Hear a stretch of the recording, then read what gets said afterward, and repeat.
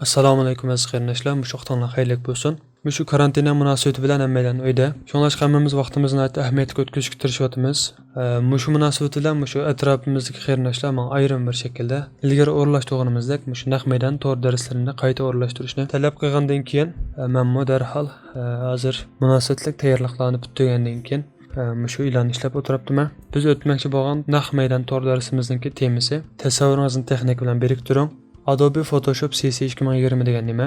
Photoshop degan ism ko'pinchalar tanishib qadaymi? Shunday bo'lsa-mu, qisqacha izoh berib o'tay. Photoshop dunyo miqyosida eng olqishga erishgan har xil tipdagi rasm laylash, tahrirlash, o'zgartirishga munosabatlik nurg'unlagan alayli iqtidorlarni o'ziga mujassamlagan qaltis yumshoq detallarning biri. Dars kimlarning qatnashishiga mos keldi?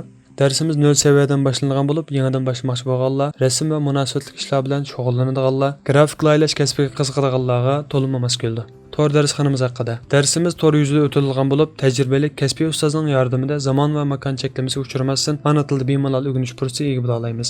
Naq maydondan qatnasha olmagan qarindoshlarga qayta takrorlash fursatiga ega bo'la oladi. Nazariya va amaliyotni zich birlashtirib so'zlanadi. Alma va Windows kompyuterlarga farq qilmasdan munosabatli detallar hisob ta'minlanadi. Shundan bir vaqtda qarshilashga yordam qilindi. Ders vaqti haftada 3 kun, har qatamda 2 soatdan. Ders soati o'quvchilar yig'ilgandan keyin bekitiladi. Oylik o'qish haqqi Turkiyadagi qarindoshlarga asli bahsi 400 lira bo'lgan dars 200 lira, boshqa davlatlardagi qarindoshlarga asli bahsi 65 dollar bo'lgan dars bu qatim 45 dollar. Ko'rayotganinglardek ikkili kod orqali bevosita WhatsApp gruppasiga qo'shilsanglar bo'ldi va yoki mazkur videoning ostidagi izoh qismidagi ulanma orqali WhatsApp gruppasiga qo'shilsanglar bo'ldi. Yuqorida biz ta'kidlab o'tganimizdan boshqa savollar bo'lsa, ko'rayotgan nomerni WhatsApp qo'shish orqali bevosita so'rasanglar bo'ladi. Qaynamsa biz birlikda ilgari o'tilgan darslarni ko'rib boqaylik.